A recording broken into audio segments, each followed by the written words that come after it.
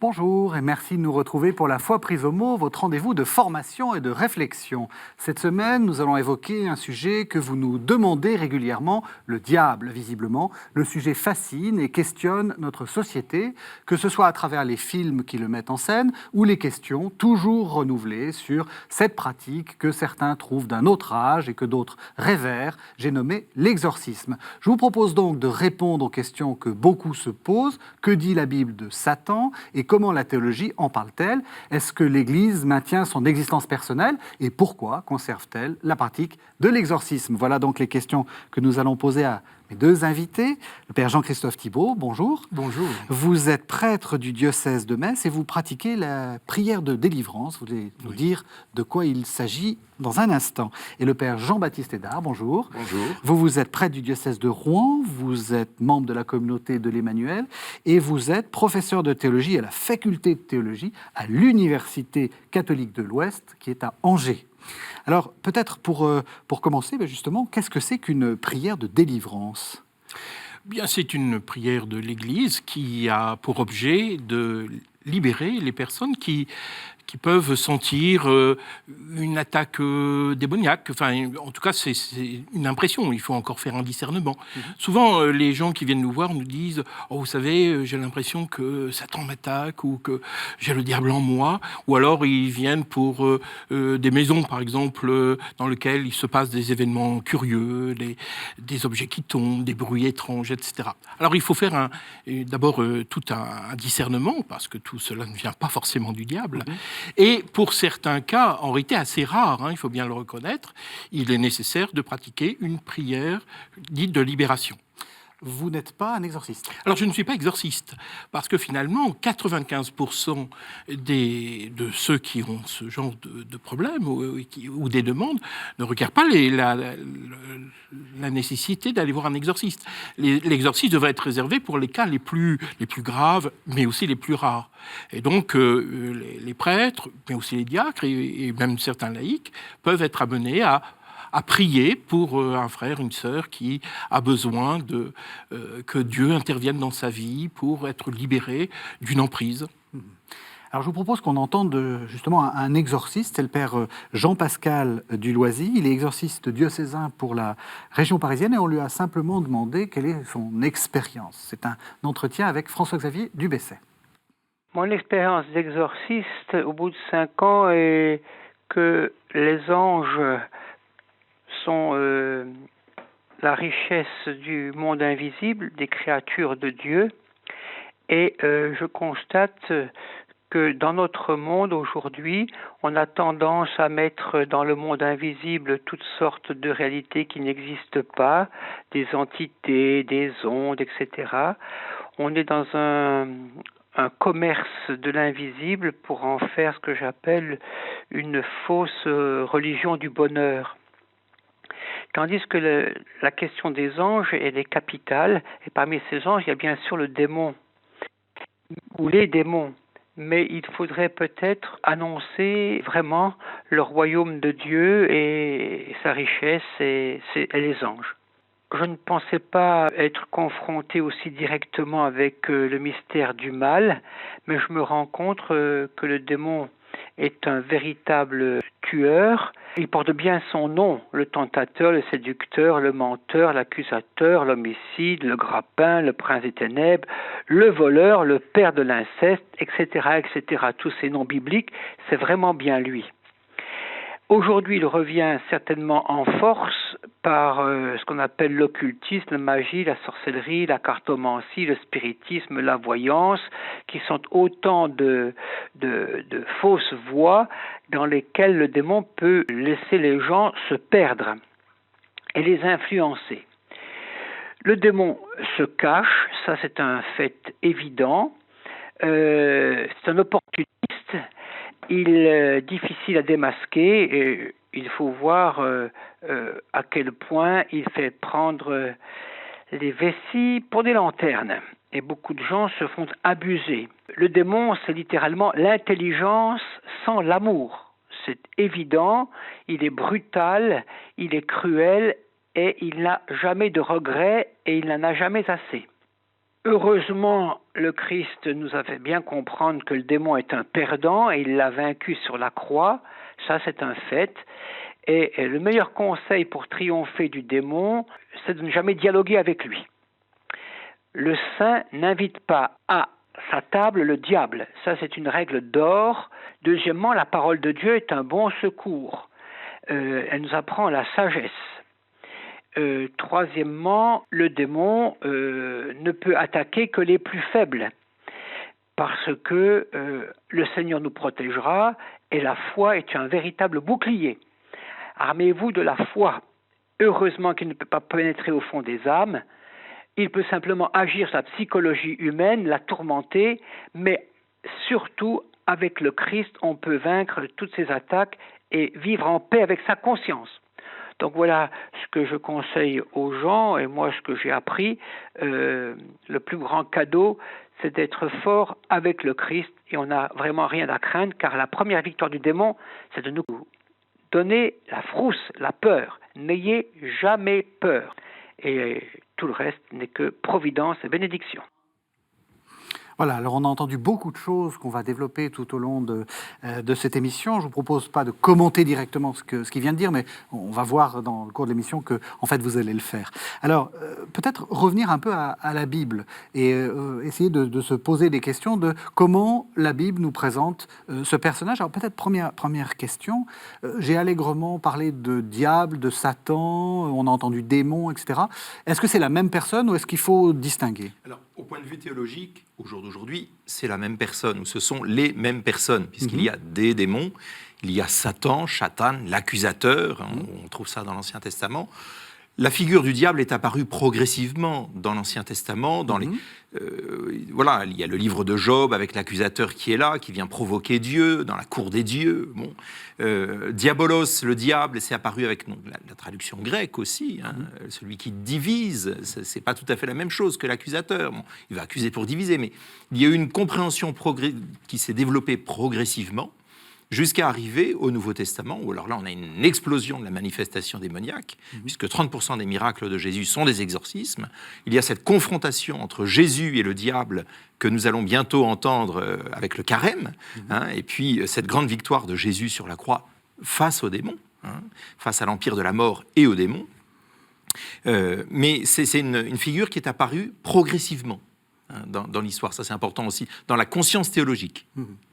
Et bien justement, je vous propose qu'on balaye un peu cette histoire, à la fois pour montrer les racines, mais aussi pour montrer l'actualité, parce qu'évidemment, ces différentes figures du diable, on les retrouve aujourd'hui. Alors je vous propose, vous avez parlé du livre de Job, de vous faire entendre le livre de Job. C'est le premier chapitre du livre de Job. Ce sont les versets 6 à 12. Le jour advint où les fils de Dieu se rendaient à l'audience du Seigneur. L'adversaire vint aussi parmi eux. Le Seigneur dit à l'adversaire : « D'où viens-tu ? » ?»« De parcourir la terre, répondit-il, et d'y rôder. » Et le Seigneur lui demanda : « As-tu remarqué mon serviteur Job ? Il n'a pas son pareil sur terre. C'est un homme intègre et droit, qui craint Dieu et s'écarte du mal. » Mais l'adversaire répliqua au Seigneur : « Est-ce pour rien que Job craint Dieu ? Ne l'as-tu pas protégé d'un enclos, lui, sa maison et tout ce qu'il possède ? Tu as béni ses entreprises et ses troupeaux pullulent dans le pays. Mais veuille étendre ta main et touche à tout ce qu'il possède. Je parie qu'il te maudira en face. » Alors le Seigneur dit à l'adversaire : « Soit, tous ces biens sont en ton pouvoir. Évite seulement de porter la main sur lui. » Et l'adversaire se retira de la présence du Seigneur. Voilà, alors on a entendu ce texte. Évidemment, il faut peut-être pas trop s'attarder sur le côté un peu mythique. Enfin, on ne sait pas, nul n'était à la cour de Dieu au moment où ça s'est passé. Mais il y a des choses extrêmement intéressantes qui sont dites. D'abord, le nom, l'adversaire. Et puis, c'est déjà une entité. Ça aussi, c'est une question importante. Est-ce qu'il y a une personne du diable ? Ou est-ce que c'est simplement des forces intérieures, des choses comme ça ? Alors, ça a été très questionné ces dernières années avec l'apparition de la psychanalyse et tout ce courant-là, mais l'Église enseigne depuis le début, et l'Écriture l'enseigne de manière forte aussi, qu'il y a une personne, c'est-à-dire un être spirituel, doué d'une intelligence et d'une volonté, qui au départ et il est toujours un ange créé par Dieu, ces êtres, ce que nous disons dans le credo, je crois dans l'univers visible et invisible, ce que le Concile de Latran IV au XIIIe siècle a confirmé, ce qui a été repris dans tous les enseignements, jusqu'à le pape François dans son exhortation apostolique sur la sainteté. Il a tout un chapitre sur le diable, sur Satan. L'Église reconnaît dans un être spirituel, doué d'une intelligence et d'une volonté. Parfois, on parle d'une non-personne. C'est le cardinal Ratzinger qui avait évoqué. Qu'est-ce qu'il voulait dire ? Il voulait dire que si, au sein de la Trinité, ce sont des personnes, si Dieu est trois personnes, un Dieu en trois personnes, c'est la relation qui va caractériser la personne. Satan est celui qui, par excellence, a refusé la relation. On a entendu le Père dire « c'est l'intelligence sans l'amour », c'est très juste. Il a refusé l'amour, il a refusé la relation. Alors, Dieu le maintient dans l'existence, parce que Dieu ne sait pas faire autre chose qu'aimer. Étonnamment, Dieu maintient Satan dans l'existence, mais même ceci est insupportable à Satan. Il refuse la relation, et donc Ratzinger utilisait cette expression de non-personne pour traduire cela, pas pour autre chose. Mais c'est un être, l'Église tient que c'est un être personnel. Donc, c'est important, y compris dans la pastorale. C'est quelqu'un que l'on rencontre d'une certaine façon. C'est pas simplement des forces évanescentes ou la mauvaise chance, le mauvais œil, etc. Oui, c'est ça. Ça a été rappelé. C'est d'abord un ange qui s'est détourné de Dieu. Voilà. Donc, effectivement, on a affaire à un être personnel avec lequel il y a, j'allais dire, un combat entre l'homme et Satan, qui est le combat entre Dieu et Satan. Alors, c'est vrai qu'on a tendance parfois, j'allais dire, dans un excès de rationalisme peut-être aussi, à dire, mais le mal, c'est peut-être un symbole, une figure symbolique. D'ailleurs, ça a été dit il n'y a pas très longtemps de la part du supérieur général des Jésuites, par exemple, qui lui dit, moi je vois à travers ça le symbole du mal. Mais il ne s'agit pas d'un symbole, il s'agit d'une réalité spirituelle. On le constate à quoi que c'est une réalité spirituelle, que c'est une personne et pas simplement un symbole? D'abord, on le reçoit dans la foi. C'est la première chose. C'est vrai que l'Église le dit depuis toujours, quoi. Et puis ensuite, quand qu'on exerce un peu le ministère de délivrance, par exemple, on se rend bien compte qu'on a affaire à des esprits qui d'ailleurs ne sont pas tous du même ordre, parce que finalement, il ne faut pas imaginer qu'on a toujours une relation avec Satan. D'ailleurs, moi, à titre personnel, je ne pense pas l'avoir rencontré souvent, parce qu'il y a Satan, le chef de file, on pourrait dire, de tous les démons, mais aussi, j'allais dire, tous les anges déchus. Donc ce sont ces anges déchus, on dit qu'il y a à peu près un tiers des anges qui se sont retournés contre Dieu, qui sont devenus déchus, et c'est tout j'allais dire, à cette multitude d'anges déchus auxquels on a affaire, finalement. L'adversaire, c'est le nom que le livre de Job donne à Satan. Ça signifie quoi, l'adversaire ? Celui qui s'oppose. Il va s'opposer au projet créateur de Dieu, il va s'opposer à la providence, à la bonté divine. Et s'opposant, c'est celui qui va chercher à diviser, à détruire, en ce sens-là. Du coup, qu'est-ce qu'il cherche à faire en nous ? Parce qu'évidemment, c'est ça qui intéresse, j'imagine, les téléspectateurs. Oui, Est-ce que c'est mon ennemi ? C'est un ennemi, et c'est l'ennemi. En sachant que la victoire est déjà acquise, attention. On va en reparler. On va en reparler, mais je préfère le dire dès maintenant, parce que sinon... Mais c'est notre ennemi. Ça, c'est clairement, c'est l'ennemi du Christ, c'est notre ennemi, mais un ennemi qui est déjà vaincu. Qu'est-ce qu'il cherche à faire ? Son œuvre essentielle est le mensonge. Et comme il est déjà vaincu et que son pouvoir est désormais très limité, il se dissimule. Dans la Genèse, on parle du serpent. Alors c'est d'abord un symbole d'idolâtrie dans la culture où le texte a été forgé. Et c'est d'abord pour ça qu'on a choisi le serpent. Mais moi je dis en plaisantant, le serpent, pourquoi ? Parce que c'est l'animal, on se rend compte qu'il est là quand c'est déjà trop tard. Il est discret. Sa force, c'est la discrétion. Il vole en dessous de la couverture du radar. Donc il cherche à ne pas se faire repérer pour pouvoir nuire. Parce que quand il est repéré, il a peu de chances de résister. Enfin, il n'a aucune chance de résister à ce moment-là. Je crois qu'il D'accord. y a deux objectifs. Le premier objectif, c'est d'entraîner dans la chute. Enfin, finalement, il veut notre damnation. Il veut, en nous éloignant de Dieu, il ne supporte pas que nous faisions pas le même choix que lui. D'une certaine manière, il a entraîné un certain nombre d'anges et il veut entraîner également un certain nombre de personnes humaines à s'éloigner de Dieu et à nous entraîner à la damnation. Puis il y a un deuxième aspect qu'il ne faut pas non plus sous-estimer, c'est qu'il attend de nous qu'on lui rende un culte.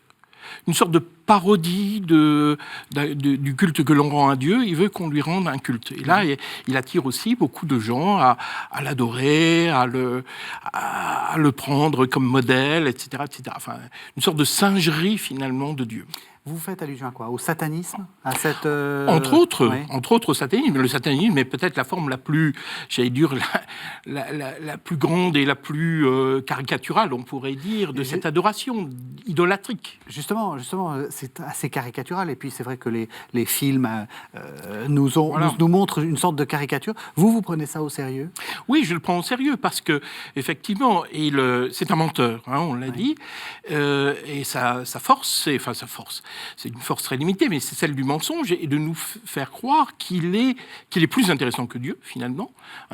Souvent, on a une vision un peu caricaturale encore des choses en disant avec Dieu, le bien, c'est ennuyeux, c'est pas très intéressant, etc. Alors que le mal, ça va être quelque chose de passionnant. On va aller explorer finalement des sphères.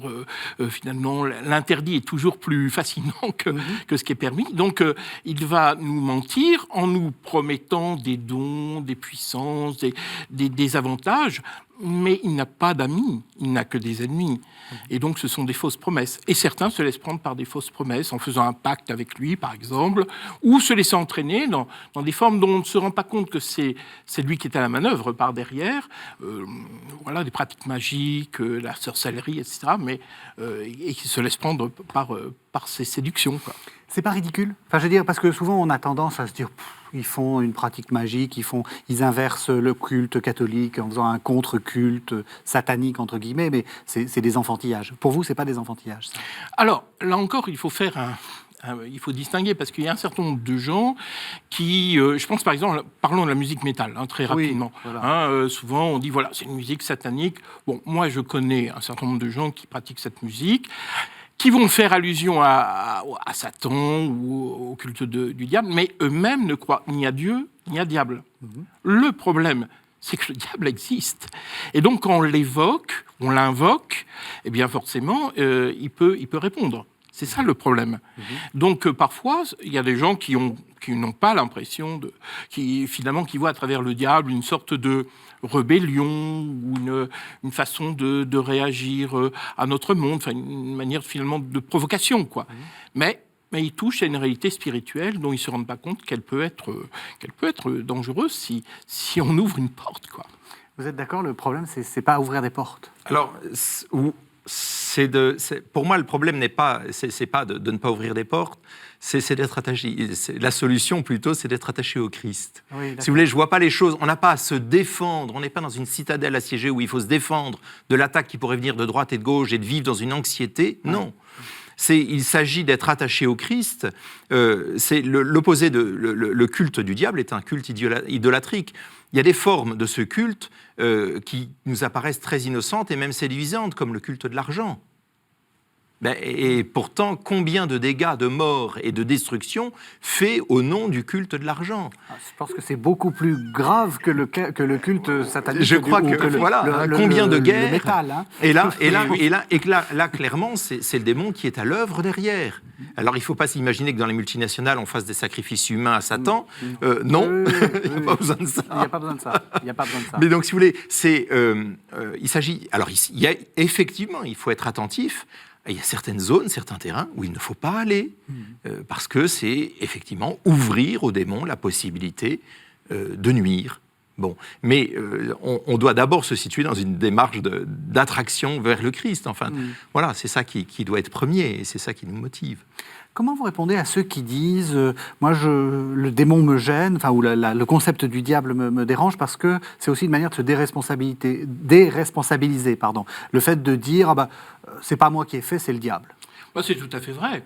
Il peut y avoir un certain nombre de gens qui cherchent un bouc émissaire. On cherche un bouc émissaire dans une vie parfois difficile. C'est qu'est-ce que j'ai fait au bon Dieu? Alors c'est le bon Dieu, Oui. ou ça peut être le diable. Oui. Et c'est là où il faut remettre un peu les choses en perspective et que tout ce que l'on vit ne vient pas du diable. Son pouvoir est d'abord très limité. Très limité, ce n'est qu'une créature. Lui, il nous prétend avoir des pouvoirs, d'être l'égal de etc., l'égal de Dieu, mais il ne l'est pas. Et finalement, il a beaucoup moins de pouvoir qu'on imagine. Et même un ange a beaucoup plus de pouvoir qu'un démon. Simplement, il nous fait croire qu'il a des pouvoirs et qu'il est capable de faire des choses dont il n'est pas capable. En réalité, il n'en est pas capable. Alors, de quoi est-il capable? Je vous propose qu'on lise un deuxième texte qui vient des Actes des Apôtres. C'est au chapitre 5. C'est une histoire assez épouvantable, en réalité. Hein. C'est un homme du nom d'Ananie qui a vendu une propriété et qui, d'accord avec sa femme Saphir, en a soustrait un petit peu aux apôtres. Donc, ce sont les versets 1 à 6 du chapitre 5 des Actes des Apôtres.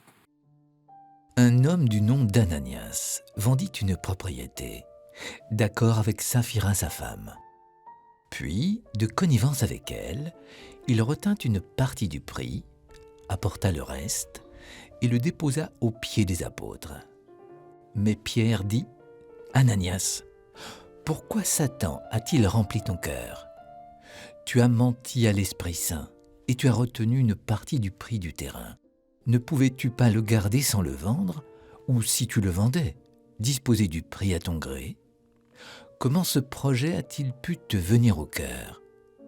Ce n'est pas aux hommes que tu as menti, c'est à Dieu. » Quand il entendit ces mots, Ananias tomba et expira. Une grande crainte saisit tous ceux qui l'apprenaient.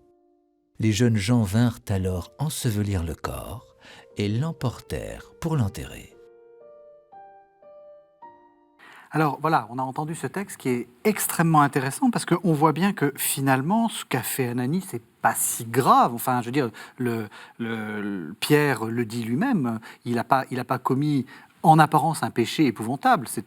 Il pouvait garder son champ, il pouvait même le vendre et garder l'argent. Il a menti. Oui, et c'est l'hypocrisie, c'est le cœur double, et il s'est laissé...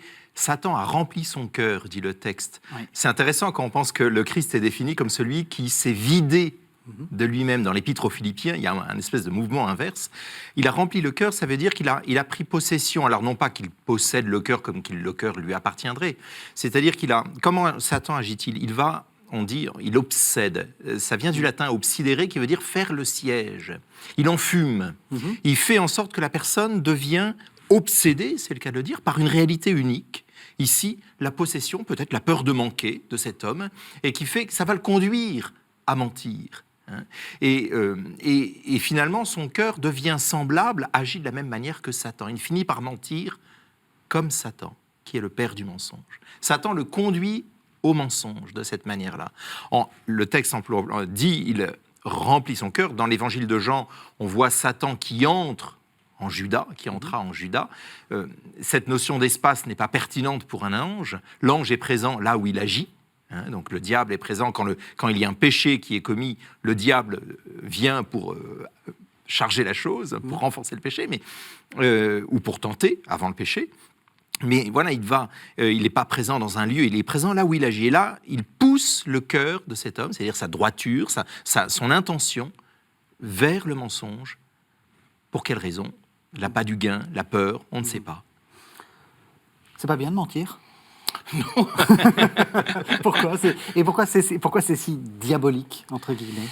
Ce qui est diabolique, c'est justement de sortir de la vérité. Parce que c'est finalement, dans une délivrance, finalement, c'est avant tout faire la vérité sur soi-même. C'est de retrouver une part de liberté qu'on a perdue par mensonge.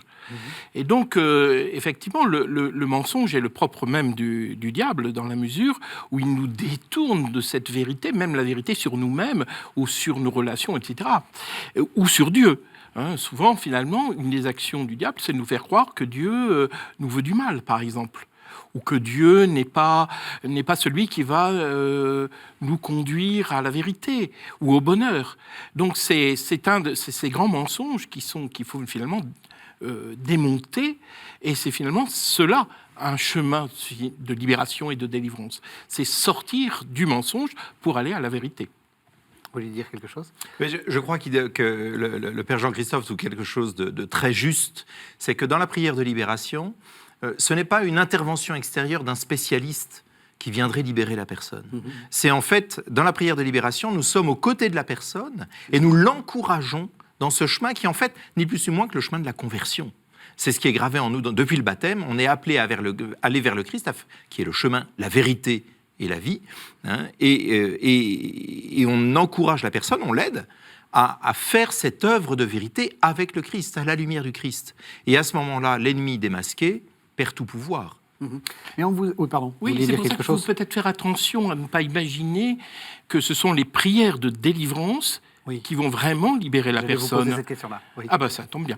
Donc, parce que sinon, on les prend pour des rituels de magie, finalement. Oui, voilà. Et moi, j'ai des confrères qui, de temps en temps, me disent « tu n'aurais pas une prière de délivrance à me passer ?» Comme si ça allait être la prière. Je dis « Mais non, c'est pas comme ça. Ça fait partie d'un processus. Mais la délivrance commence au moment où on rencontre les personnes. On essaye de voir quels sont les aspects de leur vie qui peuvent avoir, qui peuvent être abîmés un petit peu par le démon, ou en tout cas leur volonté qui est un petit peu atténuée, ou leur intelligence qui est un peu obscurcie, pour que la personne elle-même retrouve ce chemin en l'encourageant. Nous sommes effectivement des intermédiaires entre le Seigneur et puis la personne, en l'encourageant au nom finalement, dans la communion des saints et au nom de l'Église.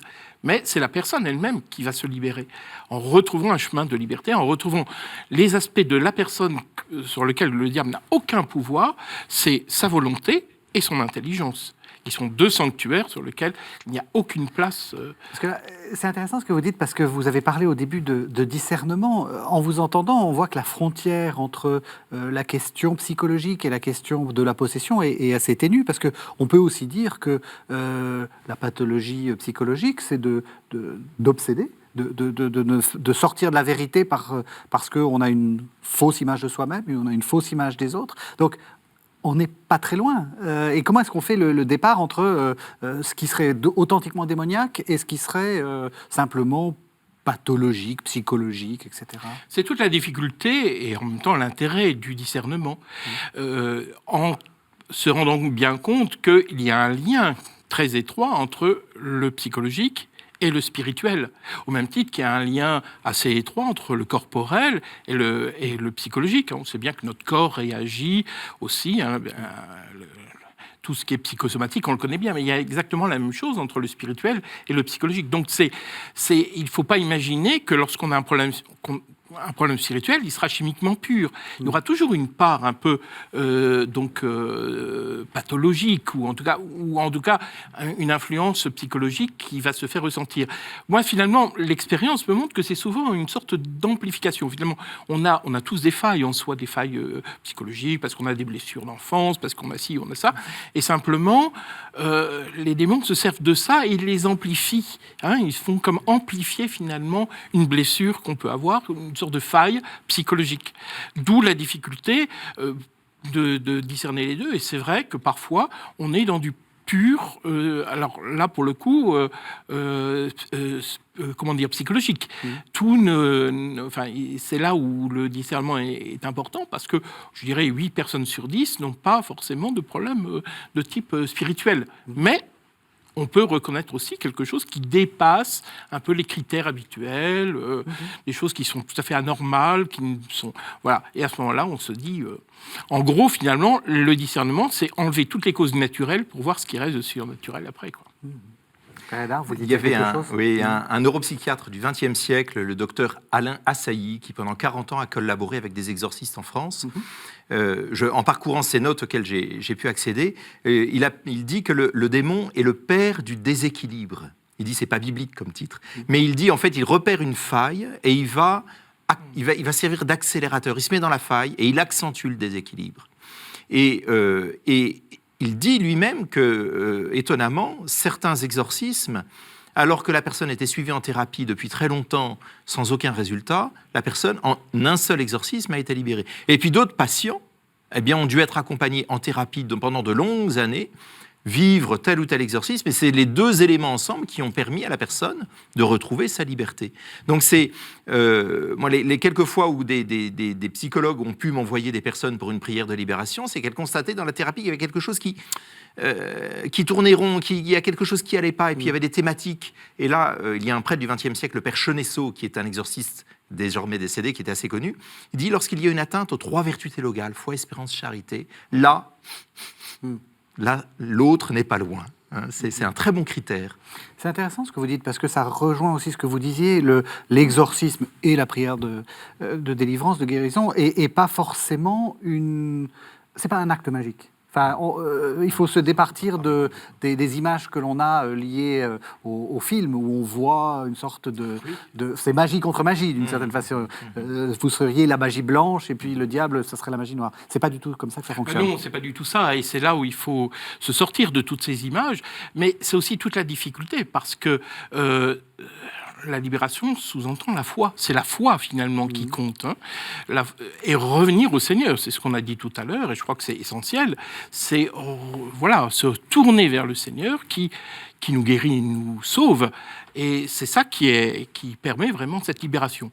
Problème, quand les gens qui viennent nous voir n'ont pas la foi. Ça, c'est beaucoup plus compliqué, parce qu'il ne faut pas imaginer que les gens qui vont consulter un prêtre ou même un exorciste sont des gens qui sont croyants. Alors, c'est tout un travail de conversion à faire avec eux pour qu'ils puissent découvrir le Christ, qui est vraiment le Christ vainqueur et le Christ libérateur. Donc, c'est un authentique lieu pastoral.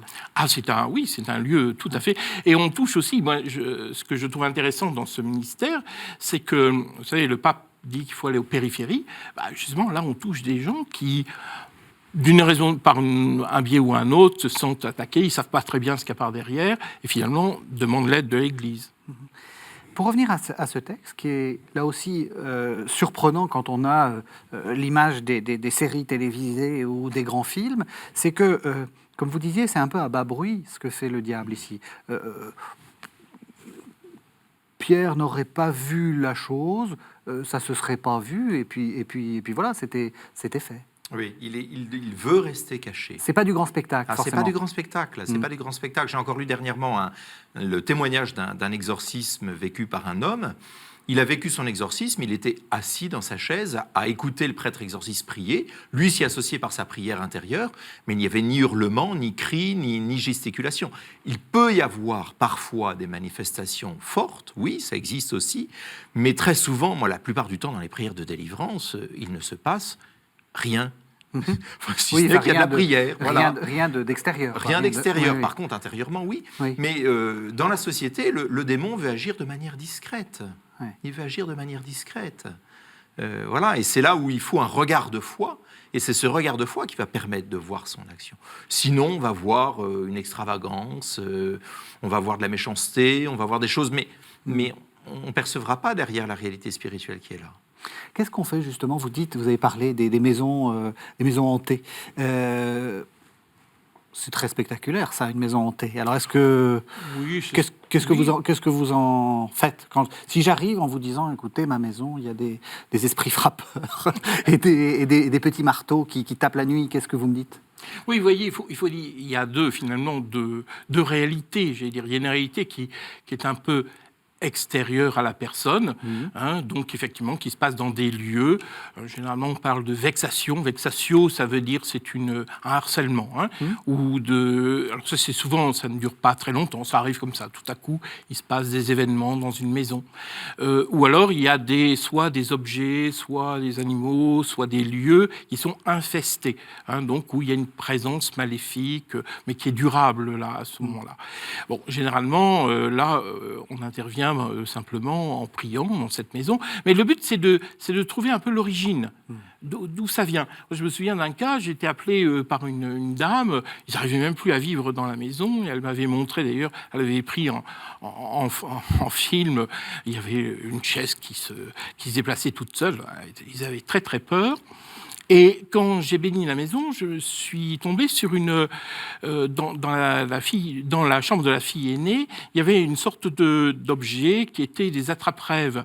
Alors évidemment, la plupart des attrape-rêves, vous voyez, c'est ces objets amérindiens qui sont faits, c'est décoratif, c'est plutôt joli. Mais il y en a quelques-uns qui sont fabriqués pour attraper, soi-disant, les mauvais rêves. Mais donc des objets magiques. Et là, il y avait certainement, ils avaient attrapé quelque chose, un démon en tout cas, qui était là présent. Il a suffi simplement de bénir cet objet, et puis de l'enlever, et il n'y a plus rien eu. Alors vous voyez, ça c'est pour ce qui est de l'ordre d'une manifestation en dehors de la personne, qui a pour but finalement de mettre les gens dans un état d'angoisse, de déséquilibre émotionnel, etc. Et qui, voilà, c'est une manière de harceler les personnes, quoi. Alors après ces moments un petit peu effrayants, je propose qu'on entende un texte, cette fois-ci très rassurant. C'est le texte d'Apocalypse 12, les versets 7 à 11. Vous savez, c'est après l'épisode de la femme qui est menacée par le dragon. C'est le moment de la victoire finale des anges sur ce dragon. Il y eut alors un combat dans le ciel. Michael et ses anges combattirent contre le dragon. Et le dragon lui aussi combattait avec ses anges. Mais il n'eut pas le dessus. Il ne se trouva plus de place pour eux dans le ciel. Il fut précipité, le grand dragon, l'antique serpent, celui qu'on nomme Diable et Satan, le séducteur du monde entier. Il fut précipité sur la terre et ses anges avec lui. Et j'entendis une voix forte qui, dans le ciel, disait « Voici le temps du salut, de la puissance et du règne de notre Dieu, et de l'autorité de son Christ, car il a été précipité, l'accusateur de nos frères, celui qui les accusait devant notre Dieu, jour et nuit. Mais eux, ils l'ont vaincu par le sang de l'agneau et par la parole dont ils ont rendu témoignage. » Voilà, alors, est-ce que c'est un texte rassurant ou est-ce que c'est un texte inquiétant ? Complètement rassurant. Complètement rassurant, parce que ça dit clairement la défaite de celui qui est symbolisé à travers le dragon, l'ennemi. Il n'a aucun pouvoir, si ce n'est le pouvoir que Dieu lui laisse. Hein, et si Dieu lui laisse, on pourrait se poser la question, pourquoi Dieu laisse du pouvoir à Satan ? Hein, souvent, les gens, une maladie, ils comprennent. Un échec social, ils comprennent. S'ils sont confrontés à une action démoniaque, là, ils ne comprennent plus. Comment est-ce que Dieu peut permettre ça ? Hein ? Eh bien, Dieu permet cela. Alors, il y a le mystère du mal, auquel, là, on ne peut que... Mais, au-delà de ça, je crois qu'on peut quand même dire Dieu veut associer l'homme à sa victoire, donc à son combat. Et je crois qu'il y a là une des raisons fondamentales de la permission du mal. C'est qu'il veut que nous combattions avec lui, pour que nous partagions sa victoire, hein, pour que nous manifestions cette victoire sur l'ennemi. Le plus bel exemple pour ça, c'est la Vierge Marie, qui écrase la tête du serpent, ou si vous prenez l'histoire de Sainte Thérèse de l'Enfant Jésus, elle se rend compte à l'âge de 8 ans, je crois, elle a un rêve où elle voit le démon qui fuit devant elle. Le démon a peur d'un enfant. Baptisé, habité par Dieu, le démon en a peur. Donc la victoire est acquise. Et Dieu veut nous associer à cette victoire-là, clairement. Ça permet pas de corriger ce qu'a dit le père Duloisy, mais d'aller plus loin de ce qu'il dit. Il a dit souvent, c'est les gens faibles, en réalité, qui sont atteints par le démon. En réalité, on voit bien que les grands saints, y compris, je ne sais pas, Antoine, le père des moines, enfin, l'un des plus grands saints de toute la chrétienté, est atteint par ça, évidemment le curé d'Ars, etc. Alors, ça peut faire peur et il ne faut pas que ça fasse peur, parce que, effectivement, certaines personnes saintes peuvent souffrir de vexations, d'attaques du démon.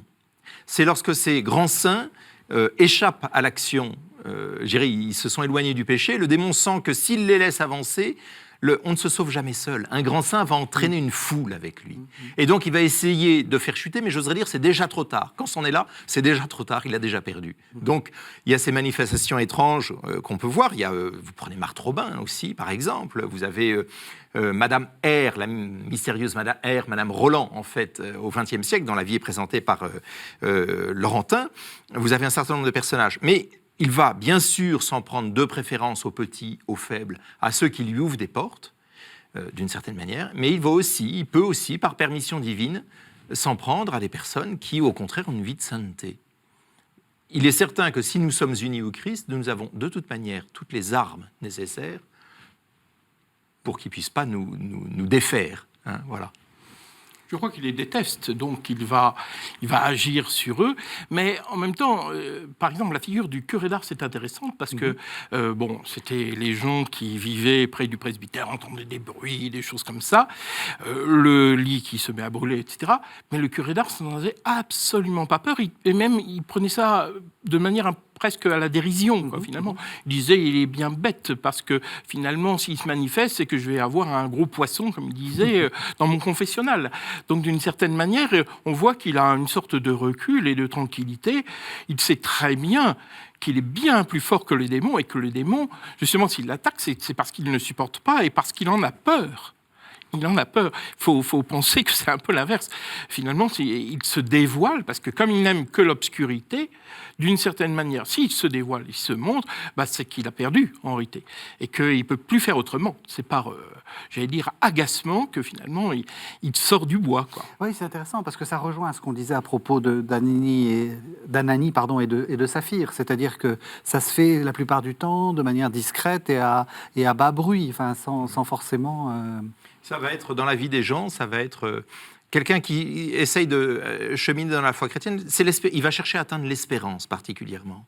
Donc les personnes vont s'enfermer dans un espèce de cycle de désespérance. Il va y avoir une tristesse, il va y avoir une série d'épreuves qui vont lui faire perdre l'espérance et se détourner progressivement de la prière, de Dieu. Les choses deviennent pénibles, difficiles. Il va atteindre le couple, il va atteindre les enfants, il fait en sorte que la personne, finalement, s'en prenne à Dieu et s'éloigne. Hein. Se décourage aussi. Voilà. Je crois que le découragement, c'est son arme principale. Donc, le harcèlement a pour but, effectivement, de décourager les personnes, de les mettre...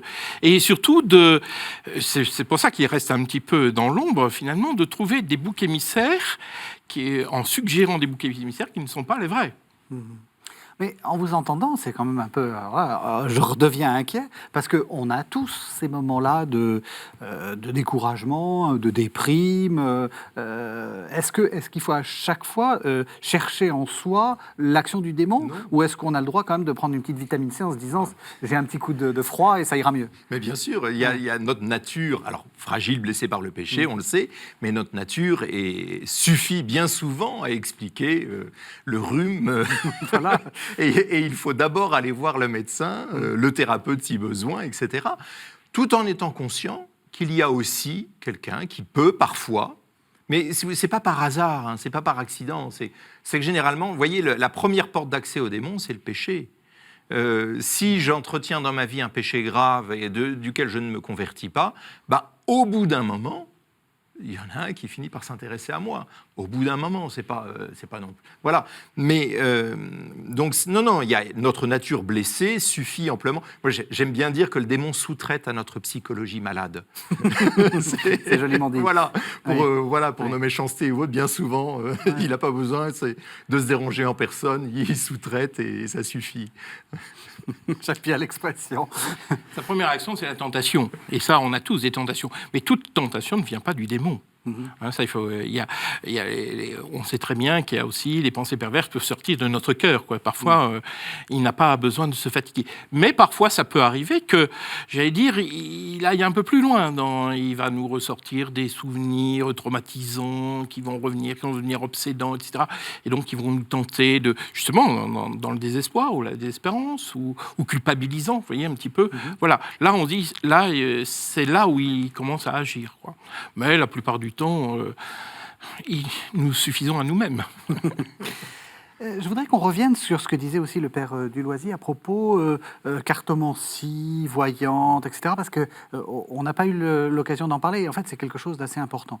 Moi, j'ai tendance à vous dire, je vais voir une voyante, une numérologue, je fais mon thème astral, c'est peut-être un peu bête, mais c'est pas très grave. Vous auriez tendance à dire que c'est plus grave que ça. Oui. Oui, c'est parce que fondamentalement, on manque de confiance en Dieu. Et on se lie dans le futur, c'est-à-dire on s'imagine que notre futur est déterminé, alors que le futur n'est pas déterminé. Et on manque de confiance en Dieu et on s'emprisonne soi-même. On porte atteinte à notre liberté, à notre dignité. Et on porte atteinte, en fait, à l'image de Dieu qui est en nous en faisant ça. Et ça, c'est l'œuvre du démon. Même si la cartomancienne en face de moi n'est un charlatan. Alors, si c'est quelqu'un qui a un authentique pouvoir de médiumnité, là, c'est un opérateur de Satan. Là, c'est grave. Mais même si ça n'est qu'un charlatan, en fait, dans mon cœur, retournons à Ananie, je laisse le mensonge entrer, la défiance entrer. Non, il vous a pas dit ça. Souvenez-vous, au jardin de la Genèse, il suggère un mensonge. C'est ce qu'on fait dans la divination. Vous êtes d'accord? Oui, tout à fait. Et puis c'est aussi, on renonce à sa liberté. Enfin, finalement, Dieu insiste beaucoup pour qu'on soit libre. Parce qu'on est fait à son image et à sa ressemblance. Et d'une certaine manière, en donnant une possibilité à la personne de dire ce que nous avons à faire, en prétendant nous dire un peu notre avenir, finalement, on renonce à notre liberté. On renonce aussi à notre volonté. Donc, on l'affaiblit. Et c'est là-dessus que les démons peuvent agir, parce que c'est notre volonté est quelque chose de tout à fait essentiel. C'est un point, alors je vais me faire beaucoup d'ennemis, tu vas deviner de quoi je vais vouloir parler, mais un lieu où il est insidieusement présent, et là c'est massif dans notre société, c'est plus d'une personne sur deux, je pense que c'est 2 sur 3 ou 3 sur 4, c'est tout ce qui va être magnétiseur, tout ce qui va être coupe-feu, tout ce qui va être les personnes qui soignent les verrues, etc. En fait, c'est de la magie derrière. Magie blanche, mais pour le démon c'est pareil, magie blanche ou noire, c'est de la magie. La personne va chercher à guérir d'un mal en allant voir quelqu'un. Certains hôpitaux recourent aux coupeurs de feu en cas de zona, en cas de brûlure grave. Il y a une thèse de doctorat de médecine faite en 2007 au service des Grands Brûlés de Grenoble qui établit que l'effet est supérieur au placebo. Et l'étudiant athée dit il y a un effet symbolique, mais il ne sait pas définir. Il y a bien donc une réalité qui se passe. Oui, c'est efficace. Mais d'où vient cette efficacité? Or, nous constatons dans l'accompagnement des personnes que les personnes qui se sont exposées à ce type d'action sont ensuite liées par le démon, souffrent ensuite de différents troubles, et précisément en priant pour mettre fin à ce lien causé par l'exposition au guérisseur, les troubles disparaissent. Donc ça, c'est quelque chose qui va déplaire à beaucoup de vos auditeurs, mais tant pis, je profite de l'occasion pour avertir, ce n'est pas innocent. Ce n'est pas innocent, ce n'est pas un don donné par Dieu, non. Non, il y a une formule, tenue secrète, il y a, feu, perds ton ardeur, comme Judas perdit sa couleur au jardin des Oliviers, ce genre de choses, ce n'est absolument pas innocent. En sachant qu'en plus, ça n'est pas simplement ce rituel, ce qu'ils appellent de la prière, qui vient d'être dite, c'est que pour avoir le don, entre guillemets, qui n'est pas un don naturel, il faut le recevoir par initiation. Il faut l'avoir reçu de quelqu'un. Donc on transmet, il ne suffit pas, parce que sinon il suffit d'avoir... D'autant plus que cette prière, ou ce rituel, ne dit pas grand-chose. On sent bien que c'est pas... on n'exprime pas... C'est assez trouble, c'est flou comme texte. Simplement, par l'initiation, on reçoit finalement, on donne la permission à un démon d'agir, et ce rituel ne sert simplement que d'appel à un démon pour agir. C'est une sorte de sifflet, en disant, voilà, j'appelle pour faire ce... Le problème, c'est que beaucoup de gens ne croient pas à la magie. Souvent, quand on parle de la magie, les gens nous regardent un peu bizarrement, vous croyez à ce genre de choses? Non, la magie est une réalité. Et d'ailleurs, dans la Bible, très souvent, on en parle, mais toujours pour mettre en garde, en disant « tu ne feras pas de magie ». Et même dans le catéchisme de l'Église catholique, c'est redit encore une fois. Non, il est dit qu'il ne faut pas pratiquer la magie, même fût-ce pour donner la santé, même pour quelque chose qui apparemment est positif, parce que la magie, c'est pas dans le domaine de Dieu, c'est le domaine du démon. On arrive à la toute fin de l'émission. J'ai envie de vous poser une question assez simple. Qu'est-ce que vous conseillez à quelqu'un qui est certain qu'il est possédé par le diable, par un démon? Qu'est-ce qu'il faut faire? Non, c'est une question que peut-être les téléspectateurs se posent. Il y a certainement parmi eux des gens qui ont cette question-là. D'être possédés, c'est vrai que certaines personnes sont habitées par cette conviction. Alors, dans un certain nombre de cas, ça relève de la psychiatrie, il y a des démonopathies où la personne est certain d'avoir un démon dans son intestin, etc. Bon, là, allez voir le psychiatre. Mais ça peut être bon, surtout de ne pas aller voir un médium ou ces exorcistes pirates qui pullulent sur Internet, ça surtout pas. Un effet certain, c'est vider le portefeuille. Ça marche à tous les coups, ça sera efficace. Le deuxième danger, c'est qu'en fait, il ne vous fasse rien et il vous laisse dans votre problème. Le troisième, c'est qu'il amplifie le problème. Donc, à ce moment-là, il faut prendre contact avec le curé de sa paroisse ou avec l'exorciste du diocèse. Un bon critère, c'est que c'est gratuit. Oui, c'est vrai. Voilà, c'est... Bon, il faut aussi avoir conscience que les exorcistes sont souvent assez débordés, il faut bien le reconnaître. Et c'est pour ça que c'est important, je pense, dans l'Église, que chacun prenne sa part un petit peu de ce ministère, dont on a fait un peu un tabou, il faut bien le reconnaître, on avait un peu peur. Justement, il faut sortir de cette peur, il n'y a pas à avoir peur. Il a été dit tout à l'heure, quand on fait des prières de délivrance, il ne se passe pas grand-chose, souvent. Voilà, on prie, et c'est donc, tout. Quand il y a un paroissien qui vient vous voir en disant « je suis pris par le démon », vous ricanez pas? Je ne rigole pas, mais je fais quand même un discernement. C'est-à-dire que...